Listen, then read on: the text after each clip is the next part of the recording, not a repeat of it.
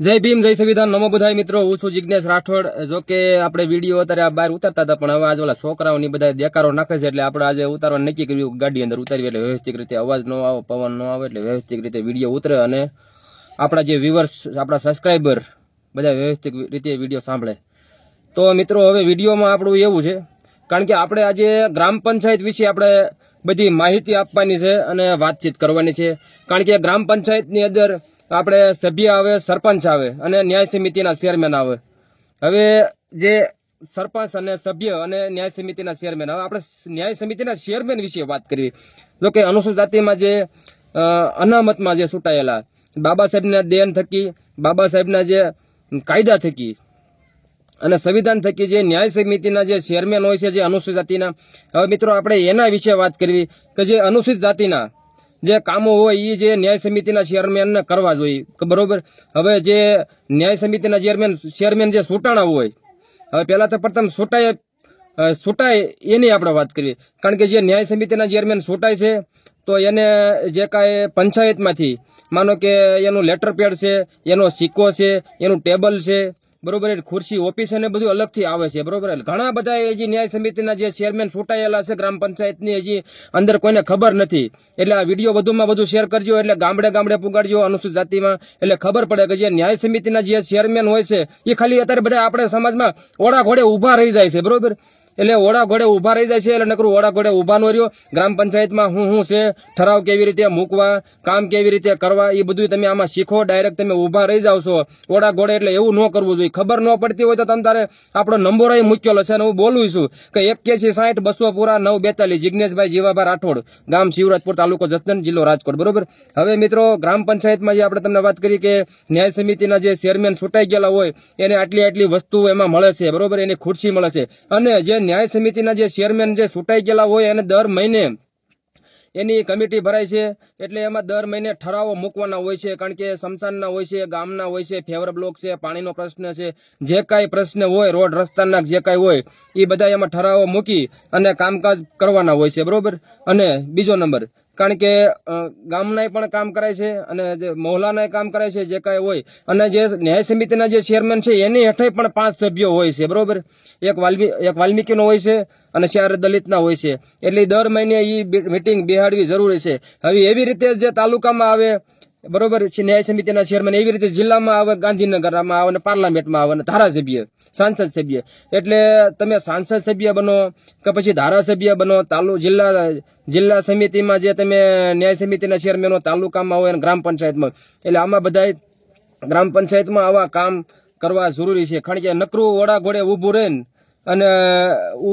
અને એવી રીતે ઊભું ન રહેવાય। આમાં બધી તમને ખબર ન હોય તો ગ્રામ પંચાયતમાં મંત્રી સરપંચ એવી રીતે બધી માહિતી પણ લઈ અને આમાં આગળ શું કરવું 5 જણાને પૂછાય આગેવાનોને પૂછાય અથવા તમે પંચાયતી રાજ વાસો તોય પણ તમને ખબર પડશે બરોબર। કારણ કે આ 1947 હવે આપણો દેશ આઝાદ થયો એના 75 વર્ષ થયા હજી તમે વિચાર કરો ગામડે ગામડે જાઓ અનુસૂચિત જાતિના હજી તમે મોહલ્લા જોવો હજી બધાને નળિયાવાળા મકાન છે હજી 100 વારના પ્લોટ નથી મળ્યા હજી સારા રસ્તા નથી હજી પાણીના નળ કનેક્શન નથી આવ્યા એટલે ખરેખર આ જે આપણે પંચાયતમાં છૂટાવી એટલે આવા અમુક મુદ્દા છે એ મુદ્દા ધ્યાને લેવા જોઈએ કારણ કે રોડ રસ્તા કેવા છે પાણીની સમસ્યા છે 100 વારનો પ્લોટની વ્યવસ્થા કરવામાં આવે કોઈને મકાન ન હોય તો એને પાસ કરવાની જવાબદારી એ બધી એમાં આવતી હોય છે અને એવી રીતે જ આપણે સ્મશાનમાં પણ ધ્યાન દેવું જોઈએ। હજી કોઈને સ્મશાનમાં લાઇટ નથી હજી રસ્તા નથી હજી એના બ્લોક નથી નાખેલા સ્મશાન છાપર્યું નથી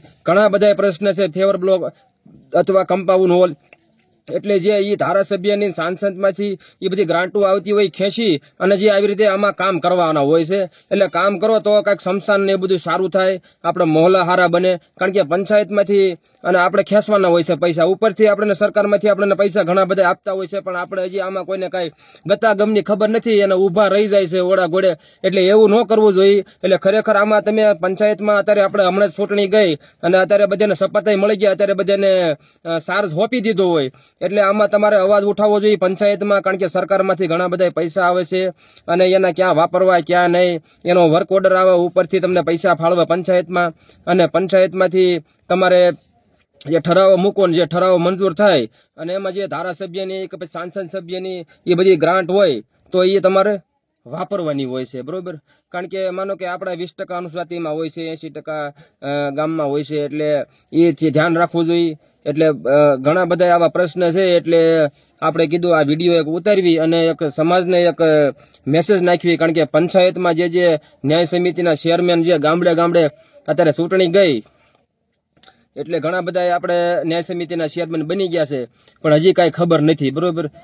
લેટર પેડ આવે છે, સિક્કો આવે છે, ટેબલ આવે છે, ખુરશી આવે છે, એટલે એ ના કારણે આપણા જે કામ હોય આપણા મહોલ્લાના કાંઈ પણ પ્રશ્ન હોય તો એમાં રજૂઆત કરવી પડે.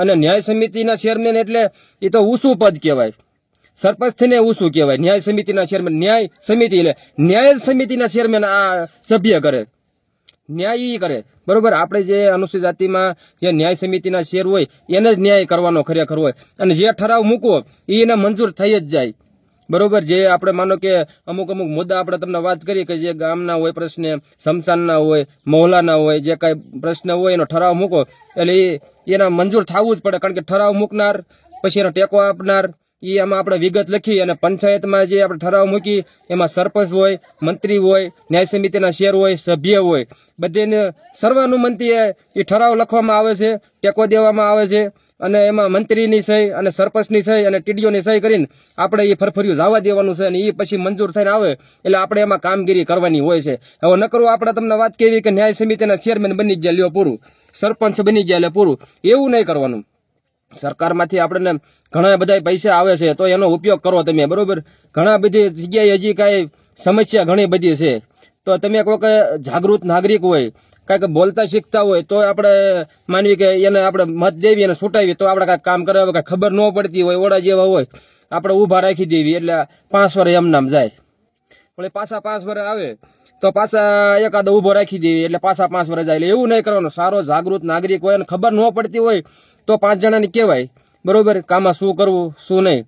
એટલે મિત્રો આ વિડીયો વધુમાં વધુ શેર કરજો. અને જે અનુસૂચિત જાતિના જે ઘણા બધા પ્રશ્ન હોય છે, આપણે તો આ વિકાસની વાત કરી, બરોબર, વિકાસ તો થવો જોઈએ, પણ જે બીજી પણ સમસ્યા હોય છે સમાજની અંદર કે કોઈની ઉપર દલિત સમાજની ઉપર અન્યાય અત્યાચાર, કોઈ ગામમાં કોઈની ઉપર નાનો માણસને માથે અત્યાચાર થતો હોય તોય પણ અવાજ ઉઠાવવો જોઈએ. કારણ કે આપણા તે ધારાસભ્ય છે, સાંસદ છે, તો આપણે ધારાસભ્યમાંથી કોને અવાજ ઉઠાવ્યો?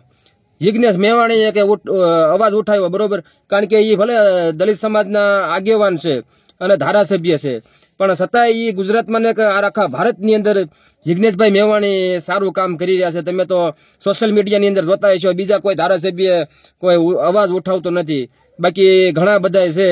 પણ જે સમાજની ઉપર જે અન્યાય અત્યાચાર થાય છે ત્યારે ખરેખર જિજ્ઞેશભાઈ મેવાણી એક જ અવાજ ઉઠાવે છે. બાકી તો આમાં બધા બસ કહેવાય ને કે બની બેઠેલા અને બેઠા બેઠા પગાર ખાવો છે. કારણ કે બાબા સાહેબની દેન છે, બાબા સાહેબની દેન થકી આ તમે છૂટાવશો, આ તમે ધારાસભ્ય બનો, સાંસદ બનો, આ ચેરમેન બનો છો, સરપંચ બનો છો, એ બાબા સાહેબને થકીથી તમે બનો છો, અનામતથી છૂટાવશો તમે, બરોબર.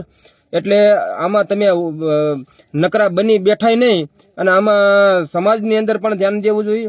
અને સમાજના જે અમુક પ્રશ્ન છે, ગામના વિકાસ છે, એ વિકાસ આમાં કરવો જોઈએ, મારું એવું કેવું છે.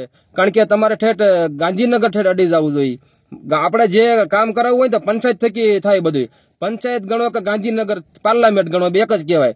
અહીંયા તમે જે કાંઈ લખો ને એ બધું તમારે આવે, તમે જે બોલો એ આવે. આપણે કેમ કે ગૂગલમાં જે બોલવી એમ આવે, એમ જ આ ગ્રામ પંચાયતમાં તમે લખો અને ઠરાવ મૂકો અને બોલો, એ તમારે આવે. ગામની જે કાંઈ સમસ્યા હોય, જરૂર હોય, એ આપણે ગામના સરપંચ, મંત્રી અને સભ્ય ન્યાય સમિતિના એ તમને ગામને તમને હોપ્યું હોય કે આ એટલે આપણે કામ કરવાના છે. તમારે હુતા તમારે નક્કી કરવાનું હોય કે આપણા ગામની અંદર શું ઘટે છે. માનો કે સીસીટીવી કેમેરા હોય તો સારું રહે.